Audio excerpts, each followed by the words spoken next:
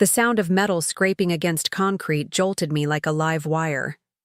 My stomach dropped as I turned, and there it was. My motorcycle, the only thing I had ever bought for myself, lay crushed against the driveway, the front wheel twisted, the paint shredded.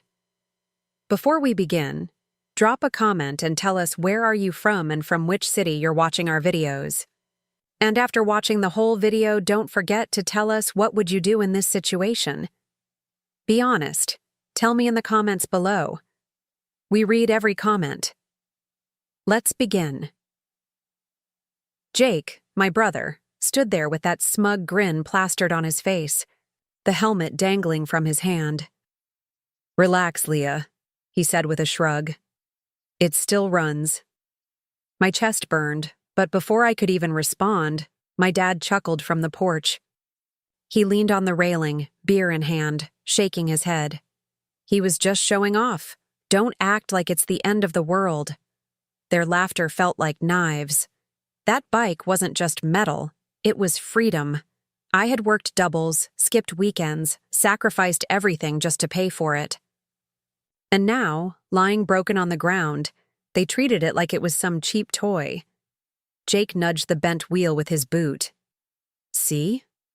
Not that bad." Dad smirked. "You've always been good at fixing things, Leah. This shouldn't be a problem." I bit down hard, swallowing the scream clawing at my throat. My silence burned. And then Ryan, my husband, stepped forward. His voice was calm, but it sliced through the night like steel. "Funny thing," he said, pulling out a stack of papers. "That bike? It doesn't even belong to this family anymore. Leah sold it yesterday." Jake's smirk cracked. Dad's chuckle stopped cold. Ryan held up the paperwork higher. "So tell me, who's going to explain to the buyer why their property is lying in pieces on your driveway?" The silence was so sharp I could hear my own heartbeat. For the first time ever, they didn't have a quick answer. And for the first time ever, I didn't feel small. The silence after Ryan's words was thick enough to choke on. Jake's smirk twitched at the corners, struggling to survive. But he couldn't hide the way his jaw clenched. My father leaned heavier against the porch railing, suddenly quieter, though I could see his mind scrambling for the next excuse. Jake was the first to break. "Paperwork?" he scoffed, trying to wave it off. "Come on, man. You're acting like this is some courtroom. It's just a bike. It's not like I meant to wreck it." Ryan didn't even blink. He didn't raise his voice, didn't need to. "The buyer wired the money yesterday. That motorcycle doesn't belong to us anymore. When you crashed it, you didn't just damage a piece of Leah's hard work. You destroyed someone else's property. That's not a family issue. That's liability." The word hit like a hammer. Liability. Jake's eyes darted to mine, searching for backup, like I'd step in and soften the blow, like I always did. But I didn't move. For once, I let him feel the full weight of what he'd done. Dad finally grumbled, shaking his head. "You two are overreacting. Don't twist this into something bigger than it is. Leah should be grateful anyone even wanted that bike in the first place. It's not like it was worth much." That one stung deeper than I wanted to admit. My throat tightened, but I forced myself to speak. My voice came out shaky at first, then stronger. "Not worth much. Do you have any idea how long I worked for that? Every shift I took, every weekend I gave up. It all went into that bike. It was mine. My freedom. And you stood there laughing while Jake treated it like a toy." Dad rolled his eyes. "Don't get dramatic. You can fix it. You always fix things." I felt my chest heave with the weight of all the years he'd dismissed me. My words spilled out like floodwater.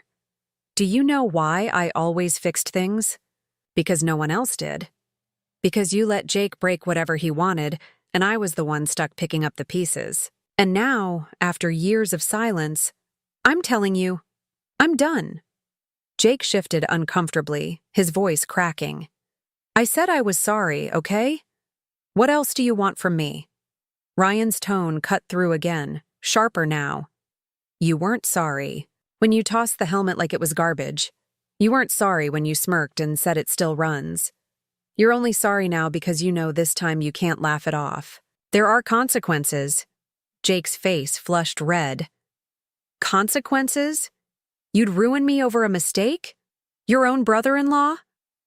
I stepped forward, my voice steady. No, Jake. You ruined yourself. I'm not covering for you anymore. I'm not swallowing the pain while you walk away laughing. You did this, and you're going to face it. His mouth opened, but no words came. He looked like a child caught stealing, not the confident man who always had Dad in his corner. Dad slammed the beer can down on the railing, foam spilling over. Leah, you better watch your tone. Don't you forget who raised you. Don't you forget this is family. My body shook, but I didn't back down. Family. The word left my lips like venom. Family is supposed to protect each other, respect each other, not laugh when one of us is humiliated, not excuse the other's destruction because he's the favorite. If this is what you call family, then maybe I don't want to be part of it anymore. The porch light flickered above us, and for once, Dad didn't have a quick answer. His mouth tightened, but his eyes faltered, darting to Ryan, then to the bike, then to Jake. Ryan stepped closer, placing the paperwork deliberately on the porch table. This isn't just about a bike. This is about years of Leah being treated like she doesn't matter. That ends now. The buyer will see the damage. Jake will take responsibility, or the insurance company will make sure he does. Either way, Leah doesn't carry this anymore. I felt my eyes sting, but not from sadness, from release. From finally hearing someone say out loud what I'd been choking on for years. Jake's voice shook now, desperate. You wouldn't do that. You'd ruin me. I cut him off. My voice was calm, sharp. You ruined yourself the moment you thought my work was expendable.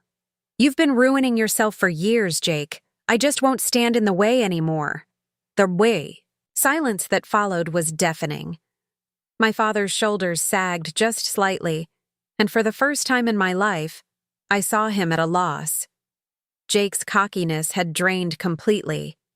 I straightened my shoulders, feeling taller than I ever had in that house. My silence had been their weapon for years. But tonight, my voice was mine again, and this time, I wasn't letting it go. The driveway was so quiet I could hear my own heartbeat thundering in my ears. The smell of burnt rubber and gasoline from the wrecked bike clung to the air, mixing with the bitter stench of Dad's beer. Jake paced, his hands buried in his pockets, his voice finally cracking. You're really gonna do this to me, Leah? You're gonna let him? He jerked his head toward Ryan. Drag me into legal trouble over a stupid bike? I crossed my arms, my voice sharp. It's not just a stupid bike. It was mine. It was the only thing I ever had that you or Dad couldn't control. And you wrecked it like it was a toy. Jake stopped pacing, his jaw tight. I didn't mean to. Ryan cut in, his tone calm but razor sharp. Intent doesn't matter, Jake. Actions do. The buyer doesn't care about your excuses. They only care about the damage. Dad slammed his can down on the porch, foam spraying. That's enough. You think you're tough now, Leah, because you've got Ryan backing you? Don't forget who fed you. Don't forget this roof over your head came from me. My chest burned, but I didn't flinch. Fed me? You mean the nights I went hungry because Jake ate the last of everything? Roof over my head? You mean the same roof where my voice was never heard? Where every laugh came at my expense? Dad's face hardened, but I kept going, my words tumbling out faster now, years of silence breaking loose. You've always chosen him, no matter what he did. He could crash my bike, empty my savings, steal the shirt off my back. You'd still laugh and pat him on the shoulder. And me?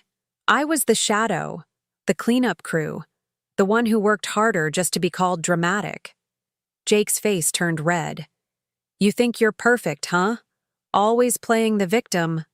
I cut him off. My voice was low, steady, shaking with anger but controlled. No, Jake. I'm not perfect, but I'm not your victim anymore. The words landed heavy. Jake's mouth shut, his bravado slipping like sand through his fingers. Ryan stepped closer. To me, his presence solid at my side. This isn't just about money. This is about respect, and Leah deserves it, whether you two ever admit it or not. I swallowed hard, my voice softening but gaining strength. You've both made me feel like nothing my whole life, but tonight I finally realized something. I don't need your approval. I don't need your laughter or your validation. I have my own worth. And I won't let either of you take it from me anymore. The words left me trembling, but not with fear, with release. Dad shook his head, but there was no bite left in his voice. You'll regret this. Families that turn on each other don't come back from it. I held his stare, unflinching. Maybe that's the point. Maybe I don't want to come back from this. The silence that followed was suffocating. For once, I wasn't the one looking small. They were. Ryan finally picked up the paperwork again, sliding it back into his folder with deliberate precision. We'll let the buyer know. But one thing is clear. Leah's done being dismissed. And if that tears this so-called family apart, so be it. I took a deep breath, my chest rising and falling like I'd been carrying a mountain for years, and finally set it down. For the first time in my life, I felt free, and I wasn't going back. The air outside was sharp and cold, but the heat in my chest was hotter than any flame. My brother stood pale, my father stiff, but neither of them said a word. For once, silence was on my side. Jake finally cracked, his voice low, almost begging. Leah, you can't do this. You know what'll happen if the buyer finds out? They'll drag me into court. I'll be ruined. I didn't look away. You should have thought about that before you climbed on my bike without asking. Before you wrecked it. Before you laughed in my face. His eyes darted to Dad, searching for backup. But even Dad didn't jump to his defense this time. He just looked at me, his jaw tight, his pride stripped bare. I took a slow step forward, my voice steady. Do you know how many nights I went to work with blistered feet, hands raw, and no one cared? Do you know how many times I cried myself to sleep wondering if I'd ever be more than the family joke? That bike was proof I could do something. On my own, and you destroyed it. You both laughed like my effort meant nothing, but you don't get to laugh anymore. Jake swallowed hard. His voice shook. So what? You want me to pay? Is that it? Ryan answered before I could. His voice was calm but heavy with finality. Yes, you'll pay for the damage. You'll take responsibility, and if you don't, the insurance company and the buyer will make sure you do. That's how this works. Jake's mouth opened, but nothing came out. His shoulders sagged, the weight of accountability finally pressing on, him for the first time in his life. Dad broke the silence, his tone low but bitter. Leah, you're tearing this family apart. I laughed, a sound that surprised even me.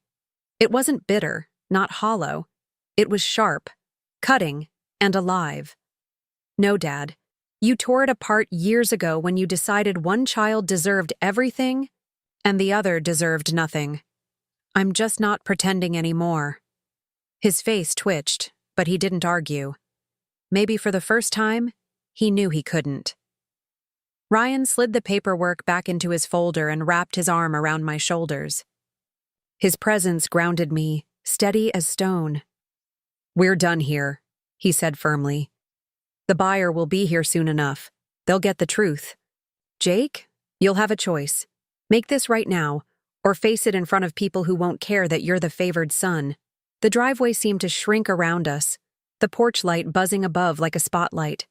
Jake looked small. Dad looked defeated, and for once, I didn't feel like the outsider in my own home. I drew in a deep breath and spoke the words I'd carried in my chest for years. I'm done cleaning up after you. I'm done being the quiet one, the invisible one. You wanted me to stay silent so you could keep laughing. But tonight, my silence ends. The weight of it settled on them like a stone. Dad shifted uncomfortably. Jake shoved his hands deeper into his pockets, and neither could meet my eyes. Ryan guided me toward the car. The gravel crunched under our feet, the sound of leaving, of breaking free. I didn't look back at first, but as I reached for the car, or I turned one last time, they were still standing there. Jake with his face pale, Dad staring at the ground. And for the first time, I wasn't begging for them to see me. I didn't need their approval anymore. I slid into the passenger seat, my voice quiet but firm as I spoke to Ryan. Do you think they'll ever change? He started the engine, his hand brushing mine, steady and warm. Maybe, but you don't need them to. You've already changed. The words sank into me deeper than I expected. He was right. For years I thought I needed them to see me, to hear me, to respect me. But I didn't. I had my own strength now. My own voice. As we pulled out of the driveway, the broken bike still lay crumpled on the ground. But it didn't feel like a loss anymore. It felt like a symbol of everything I had carried and everything I was finally leaving behind. The house grew smaller in the rearview mirror. My father's silence, Jake's fear. They stayed behind, buried in the place I once called home. For the first time in my life, I felt free, and I promised myself I would never, ever let them cage me in silence again.